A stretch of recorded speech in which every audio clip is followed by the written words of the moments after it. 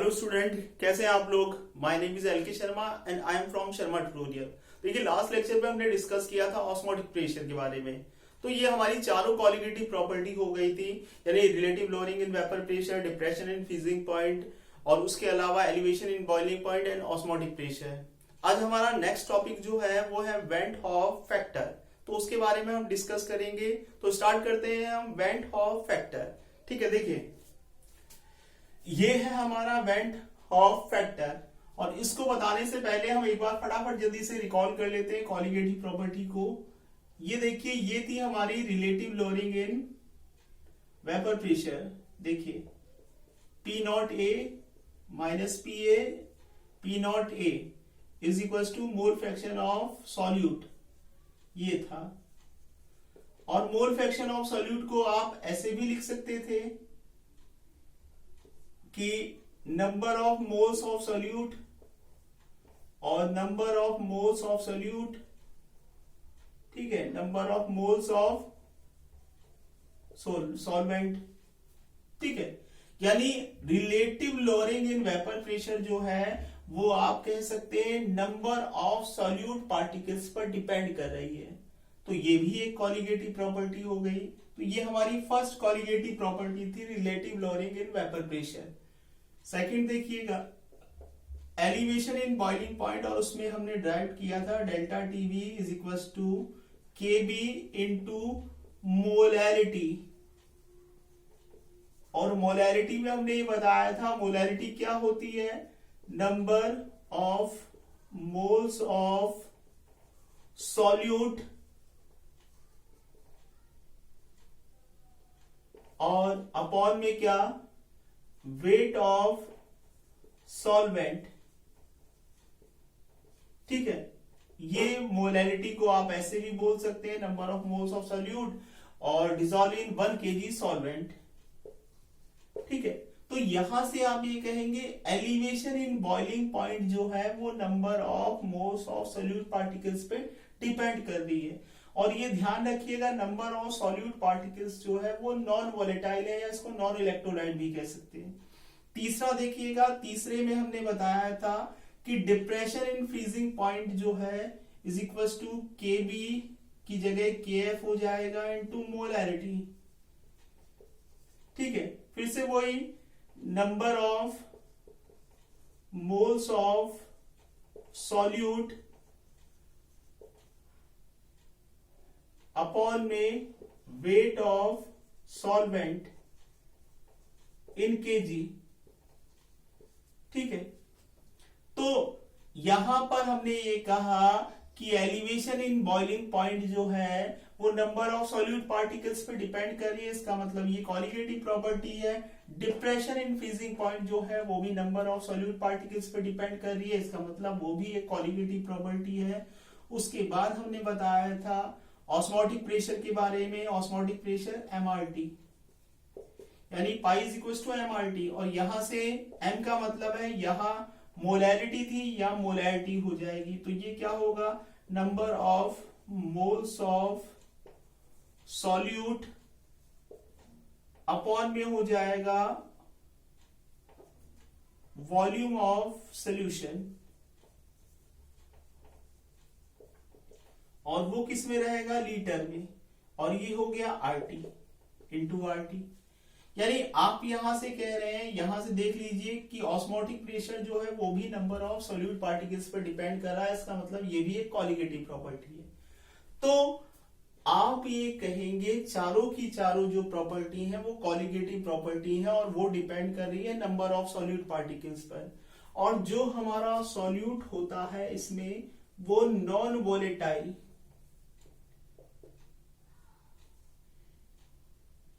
या हम कहेंगे नॉन इलेक्ट्रोलाइट सॉल्यूट होता है। और इसमें हमने एग्जाम्पल लिए थे यूरिया, ग्लूकोज, सुक्रोज। और ये एग्जाम्पल्स जो है या नॉन इलेक्ट्रोलाइट नॉन वोलेटाइल जो है वो हमेशा ध्यान रखिएगा, neither dissociate नॉन एसोसिएट। ठीक है, तो ये सारी कॉलिगेटिव प्रॉपर्टी जो है वो हमने नॉन इलेक्ट्रोलाइट के लिए, नॉन वॉलेटाइल के लिए देखी। अब हम नॉन इलेक्ट्रोलाइट की जगह अगर इलेक्ट्रोलाइट ले लें तो क्या चेंजेस होंगे वो हम देखते हैं। ठीक है, तो इसको मिटा दें, फिर उसके बाद आगे बढ़ते हैं।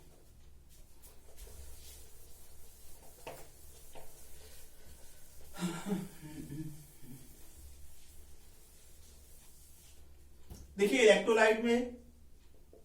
इलेक्ट्रोलाइट यानी सबसे सुटेबल एग्जांपल हम NaCl का ले लेते हैं। ये NaCl है, ये डिसोशिएट हो रहा है किसमें? Na+ और Cl- में। अब इसके एक मोल को हमने डिसोशिएट किया तो एक मोल Na+ के बने, एक मोल जो है Cl- के बने। ठीक है, तो ये जो है एक मोल NaCl से एक मोल Na+ और एक मोल Cl- की बने। जो ये वैल्यू आई इसे हम कहते हैं observed colligative property.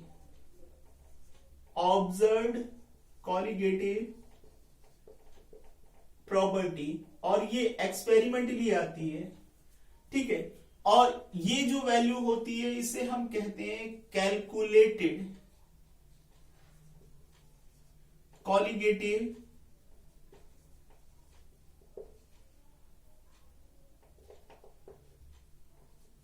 Property.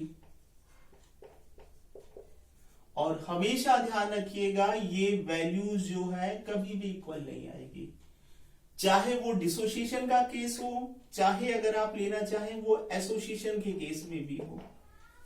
Dissociation में एक से कई मोल बनेंगे और एसोसिएशन में एक से जो है वो आधा हो जाएगा। जब आधा हो जाएगा तो ऑब्जर्व्ड कॉलिगेटिव प्रॉपर्टी हाफ होगी और यहां जो कैलकुलेटेड कॉलिगेटिव प्रॉपर्टी रहेगी वो 1 रहेगी। ठीक है, तो ये वैल्यू जो है कैलकुलेटेड कॉलिगेटिव प्रॉपर्टी और ऑब्जर्व्ड कॉलिगेटिव प्रॉपर्टी कभी इक्वल नहीं आती है, ये ध्यान रखिएगा। अब वेन हॉफ जो फैक्टर होता है उसे हम I से डिनोट करते हैं, ये ध्यान रखिएगा। ये क्या होता है? Number of moles of solute after dissociation और एसोसिएशन। ठीक है, और अपॉन में number of moles of solute before dissociation और एसोसिएशन।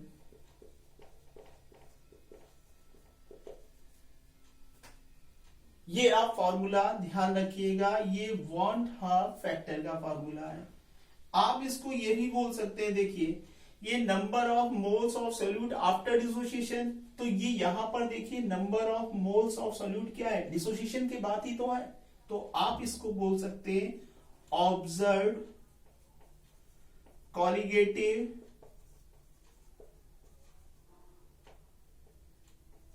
प्रॉपर्टी। ठीक है, और ये बिफोर डिसोसिएशन का मतलब ये होगी कैलकुलेटेड कॉलिगेटिव प्रॉपर्टी। तो आप ये लिख सकते हैं कैलकुलेटेड कॉलिगेटिव प्रॉपर्टी। ठीक है, इस चीज को ध्यान रखिएगा। तो वेन हॉफ फैक्टर क्या हो गया? Number of moles of solute after dissociation और association upon number of moles of solute before dissociation और एसोसिएशन। इसको आप ये भी बोल सकते हैं observed colligative property upon calculated colligative property. ठीक है, तो अब इसमें हम डिसोसिएशन की कंडीशन देखते हैं क्या होगा।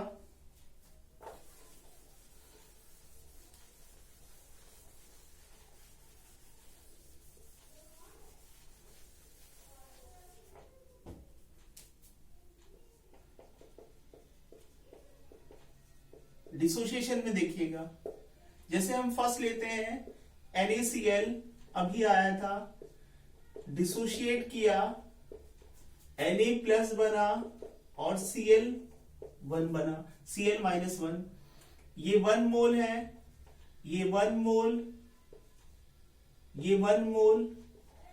अगर इसका I निकालेंगे तो क्या होगा, I इज टू 1 मोल इसके, 1 मोल इसके, तो ये हो जाएगा number of moles of solute after dissociation, तो ये 2 हो गया और ये बिफोर डिसोसिएशन 1 हो गया, 2/1 हो गया। दूसरा देखिएगा MgCl2 की अगर हम बात करें, डिसोशिएट कीजिएगा तो Mg+2 बनेगा, 2Cl- बनेगा। 1 मोल है इसका, इसका 1 मोल, इसके 2 मोल, यानी I फाइंड करेंगे तो इसके 3 मोल, इसके 1 हो जाएगा। ऐसे ही तीसरी कंडीशन देखिएगा, जैसे हम बात करते हैं K4FeCN6 की, इसको डिसोशिएट करिएगा 4K प्लस FeCN6 माइनस का 4, ठीक है, ये हम कहेंगे कोऑर्डिनेशन कंपाउंड है, ठीक है। इसके 1 मोल, इसके क्या है, इसके 4 मोल और इसके 1 मोल, टोटल मिला के I अगर फाइंड करेंगे तो 4 और 1 5 हो गया बाय 1, ठीक है। तो इसके I निकल आए इन सबके। अब ये तो हमने डिसोसिएशन देख लिया, अब हम देखते हैं डिग्री ऑफ डिसोसिएशन कैसे निकाला जाता है, वो भी हम देख लेते हैं।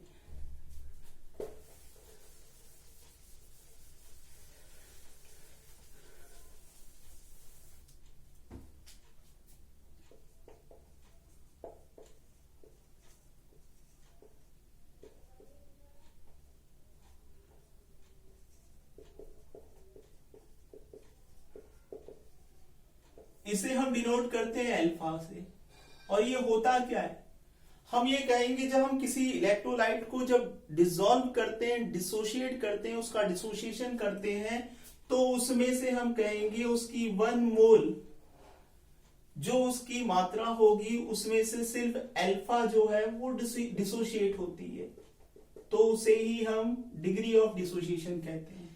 यानी इसके जैसे कोई भी NaCl ले लीजिए, NaCl को जब हम डिसॉल्व करते हैं तो अगर उसकी अल्फा जो है वो हम कहेंगे डिग्री ऑफ डिसोसिएशन ये रहता है, या अल्फा जो उसकी मात्रा होती है वो डिसोशिएट होती है, तो वही डिग्री ऑफ डिसोसिएशन कहलाता है, ठीक है। अब देखिए इसमें कंडीशन हम ले लेते हैं, फर्स्ट NaCl, फिर से वही Na+ बना, Cl- बना। अब यहां पर हमने कहा ये इनिशियल स्टेट की बात करते हैं हम, इनिशियल में हमने इसकी 1 मोल लिए, इसके स्टार्टिंग में 0 रहेगा क्योंकि डिसोशिएट नहीं हुआ है, ठीक है। अब इक्विलिब्रियम में क्या होगा, इक्विलिब्रियम में क्या हो जाएगा, इसकी 1 में से जो है वो अल्फा मात्रा डिसोशिएट हुई, तो इसकी हम कहेंगे अल्फा होगी, इसकी अल्फा होगी। तो आप कहेंगे सर कैसे, जब आप इसके 1 मोल लेते हैं तो जब ये डिसोशिएट होता है तो 1 मोल इसके बनते हैं, 1 मोल इसके बनते हैं। अब हम ये कह रहे हैं NaCl में 1 मोल में से हम कह रहे हैं अल्फा डिसोशिएट हो रहा है, तो इसका भी अल्फा होगा, इसका भी अल्फा होगा, ठीक है। अब इसका I निकाल लीजिए, जब I निकालेंगे तो क्या होगा, 1 minus alpha plus alpha upon में 1 आ जाएगा, ये इसकी कैलकुलेटेड कॉलिगेटिव प्रॉपर्टी है, यानी ये कैंसिल हो गया, ये आ गया आपका 1 प्लस अल्फा अपॉन 1, ठीक है, यानी आप ये कह लीजिए I इज इक्वल टू 1, ठीक है। तो ये आपका निकल के आया, यानी अगर आप ये कहें इफ अल्फा जो है वो आप कहें 1 के इक्वल है, देन 100% डिसोसिएशन,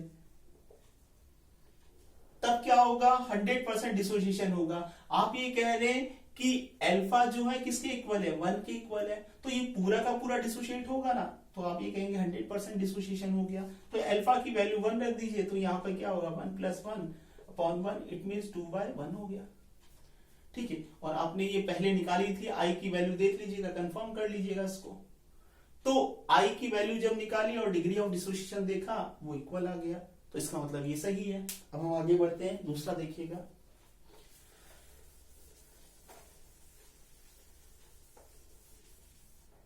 दूसरा है हमारा MgCl2।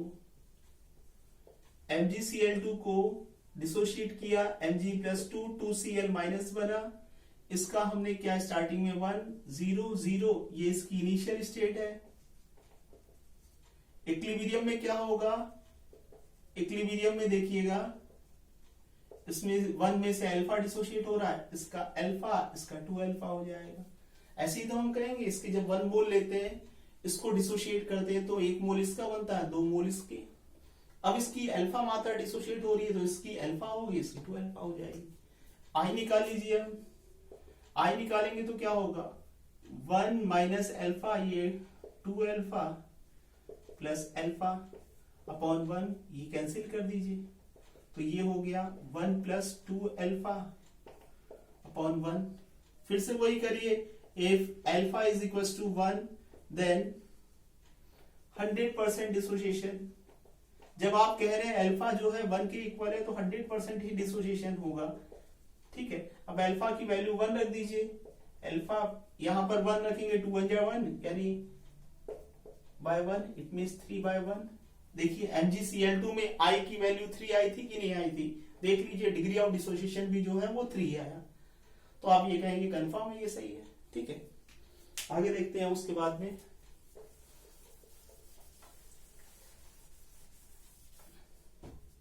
तीसरी कंडीशन देखिएगा, K4FeCN6 डिसोशिएट कीजिए 4K प्लस और FeCN6 माइनस का 4, ठीक है। इनिशियल स्टेट फिर से वही 1, इसके 0 इसके 0। अब इक्विलिब्रियम में क्या होगा, इक्विलिब्रियम में हम ये कहेंगे 1 में से अल्फा, इसका 4 अल्फा हो जाएगा, इसका अल्फा हो जाएगा। यही तो हम कहते हैं, इसके 1 मोल को जब डिसोशिएट करते हैं तो 4 मोल इसके बनते हैं और 1 इसका बनता है, ठीक है। ऐड कीजिए, I इज इक्वल टू निकालिए 1 minus alpha plus 4 alpha plus alpha upon 1, ये कैंसिल करिए तो ये हो गया 1 plus 4 alpha by 1। If alpha is equal to 1 then 100% dissociation. जब अल्फा की वैल्यू 1 हो जाएगी तो 100% डिसोसिएशन होगा, और 100% डिसोसिएशन का मतलब अल्फा की वैल्यू 1 रखी है तो 4 1 जा 4 हो गया, 4 प्लस 1 इज इक्वल टू 5 आ गया, 1 plus 4 by 1 it means 5 by 1। ये देख लीजिए आप K4FeCN6 में I की वैल्यू इतनी ही आई थी, डिग्री ऑफ डिसोसिएशन भी इतना ही आया, ठीक है। अब देखिए उसके बाद में एक आपकी बुक में एग्जांपल दिया गया है, वो भी देख लीजिएगा, उसको भी सॉल्व कर देते हैं।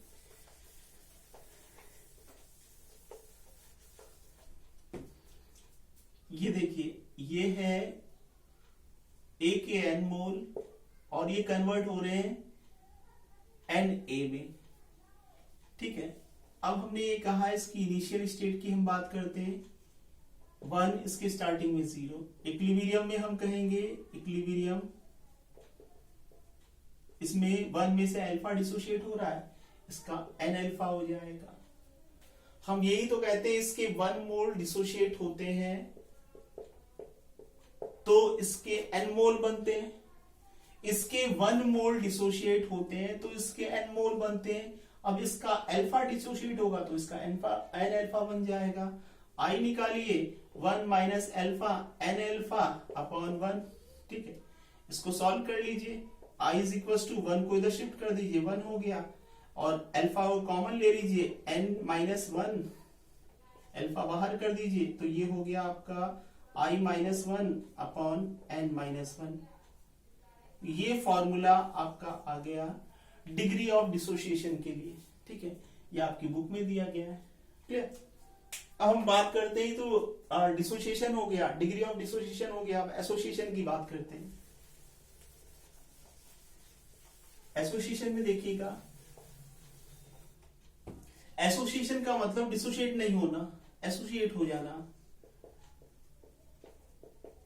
एसोसिएशन एग्जाम्पल, एसिटिक एसिड ले लीजिए, ये एसिटिक एसिड के 2 मॉलिक्यूल हैं और हमने इसका एसोसिएशन किया।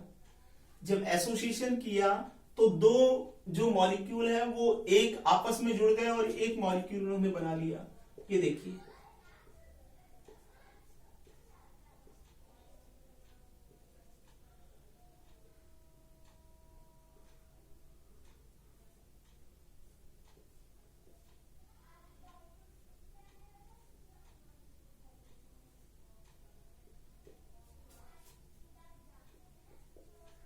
ये देखिए, ये हाइड्रोजन बॉन्ड बन गया, कंबाइन हो गए दो मॉलिक्यूल, हाइड्रोजन बॉन्ड हो गया। तो दो मॉलिक्यूल जब आपने इसको डिसॉल्व किया या एसोसिएट किया, उसका एसोसिएशन किया, तो वो एक में कन्वर्ट हो गया। एक में कन्वर्ट हो गया, आप इसको ऐसे भी लिख सकते हैं, CH3 का CH3COOH का होल ट्वाइस। ठीक है, तो यहां से आप क्या कह रहे हैं, आप इसके 2 मोल वो किस में कन्वर्ट हो गए, 1 मोल में। अगर इसका आई निकालेंगे तो क्या हो जाएगा, आई आप यही तो कहेंगे 1/2। ठीक है, दूसरी कंडीशन देखिएगा, दूसरी ले लीजिए डायमर की, डायमर में ले लीजिए 2B ले लीजिए, इसको डिसॉल्व कीजिए, B2 में कन्वर्ट हो जाएगा। ठीक है, इसके 2 मोल हैं, डायमर नहीं ट्राइमर लीजिए, डायमर तो वैसे ही इसका एग्जांपल हो जाएगा, ट्राइमर ले लीजिए, ट्राइमर इसको 3 कर दीजिए, ये 3 मोल हो गए इसके, और इसके 1 मोल हो गए। क्लियर, अब इसका आई निकालेंगे तो 1/3 हो जाएगा। ऐसे टेट्रामर ले लीजिए, टेट्रामर की अगर बात करते हैं तो यहां 4B हो गया, यानी इसके 4 मॉलिक्यूल हैं, जब इसको डिसॉल्व करेंगे, इसको एसोसिएट करेंगे, चारों मॉलिक्यूल कंबाइन हो जाएंगे और एक मॉलिक्यूल बना लेगा। ठीक है, अगर इसका 4 मोल हो गए, इसका 1 मोल हो गया। ठीक है, अब आई निकालेंगे तो 1/4 आ जाएगा।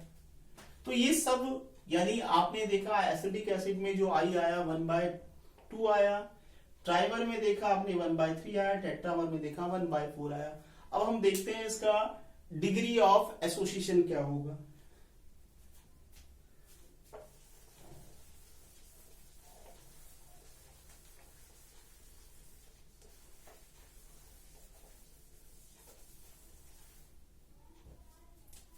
इससे बोर्ड में बॉन्टा फैक्टर से काफी क्वेश्चन आते हैं।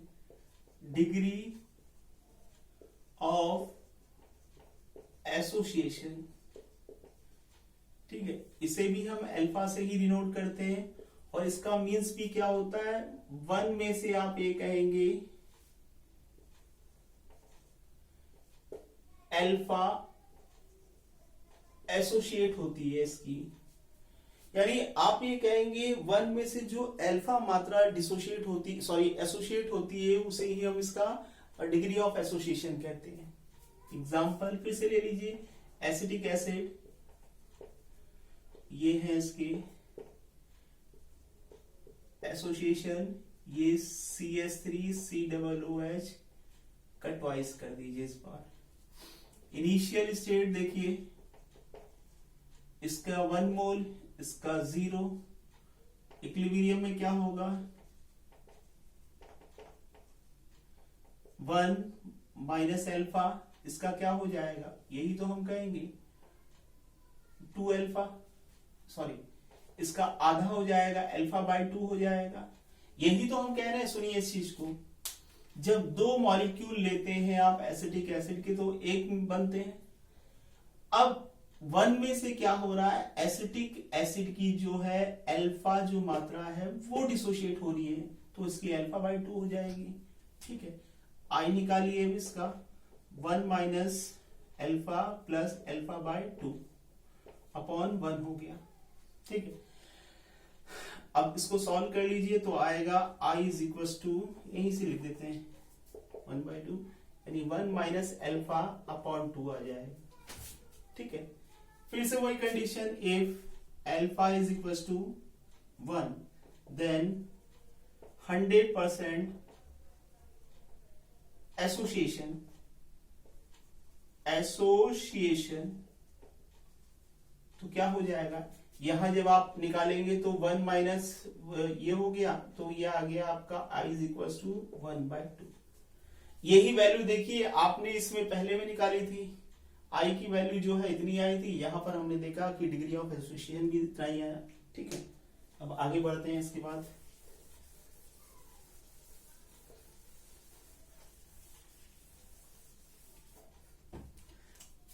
डाइमर देख लीजिएगा, डाइमर में हम ले लेते हैं, सॉरी डाइमर के ट्राइमर में हम ले लेते हैं यहां पर 3B, ठीक है, और ये B3 में कन्वर्ट हो गया। इनिशियल ये हम कहेंगे 1 0। इक्विलिब्रियम क्या होगा 1 माइनस अल्फा, इसका क्या हो जाएगा अल्फा बाय 3। यानी जब आप इसके 3 मोल को एसोसिएट करते हैं तो तीनों के तीनों जो मोल हैं वो कंबाइन हो जाते हैं। तो हम ये कहेंगे 3 मोल को जब डिसोशिएट करते हैं तो इसका 1 मोल बनता है। तो यहां से जब हम अल्फा इसका डिसोशिएट करेंगे तो इसका अल्फा बाय 3 हो जाएगा। अब यहां से आप आई निकालिएगा 1 minus alpha plus alpha by 3 upon 1 हो गया।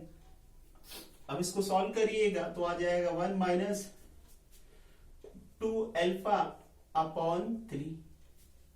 ठीक है, फिर से वही कंडीशन है, I इज इक्वल टू कहेंगे अल्फा इज इक्वल टू क्या है 1, देन 100% एसोसिएशन।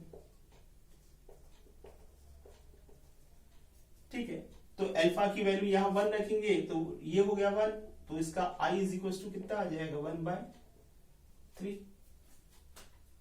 ठीक है, यानी जो अल्फा है उसकी वैल्यू 1 रहेगी, 2 1 जा 2 और ये 1 यानी 1 लेस कर दिया तो 1/3 आ गया। ठीक है, ये इसकी दूसरी कंडीशन हो गई। तो ये ध्यान रखिएगा इस तरीके से, है ना। अब जो है आपकी बुक में जो दिया गया उसको सॉल्व करवा देते हैं। AN और ये NA एसोसिएशन की बात हो रही है। इनिशियल स्टेट इसमें हम कह रहे हैं 1, इसका 0। इक्विलिब्रियम की हम बात करते हैं, इसका हम कहेंगे 1, इसका अल्फा, इसका क्या हो जाएगा n बाय अल्फा। क्यों हो जाएगा देखिए सुन लीजिएगा, इसके 1 मोल है, जब हम एसोसिएट करते हैं तो इसके n मोल बनते हैं। अब हम इसका अल्फा डिसोशिएट हो रहा है, यानी 1 में से इसका अल्फा एसोसिएट हो रहा है, 1 में से अल्फा एसोसिएट हो रहा है तो इसका बनेगा n अपॉन अल्फा। सॉरी, ये बनेगा आपका, ये हो गया अल्फा अपॉन n, सॉरी। तो ये हो जाएगा I इज इक्वल टू आ जाएगा 1 minus alpha, alpha by n। ठीक है, तो इसको सॉल्व कीजिएगा, इसको इधर ले आइए y1, I माइनस का 1 हो गया ये, और कॉमन ले लीजिए, ये हो जाएगा 1 ऊपर पहुंच गया minus n, 1 upon n minus 1। ठीक है, अब इसको इधर लाइए तो ये हो जाएगा I minus 1 upon 1 upon n minus 1। ये ध्यान रखिएगा, ये डिग्री ऑफ एसोसिएशन में आ गया। ठीक है, तो इतनी चीज आपको मालूम होनी चाहिए कि वेंट हॉफ जो फैक्टर है उसमें डिसोसिएशन कैसे होता है, उसमें एसोसिएशन कैसे होता है, किसी भी इलेक्ट्रोलाइट का डिग्री ऑफ डिसोसिएशन और एसोसिएशन कैसे फाइंड करते हैं उसको हमने देखा। अब इसके बाद जो है इसके न्यूमेरिकल स्टार्ट करेंगे, वो नेक्स्ट लेक्चर पे देखिएगा। Thank you class.